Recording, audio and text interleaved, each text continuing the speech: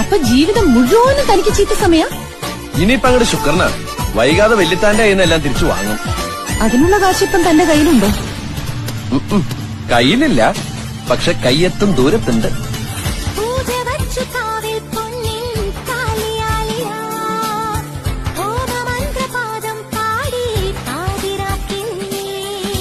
നീർക്കടമ്പു പൊട്ടും ചാർത്തി തോഴിമാരുമായി മണമുതിർന്ന മാല്യം നീട്ടി മാരമുല്ലകൾ.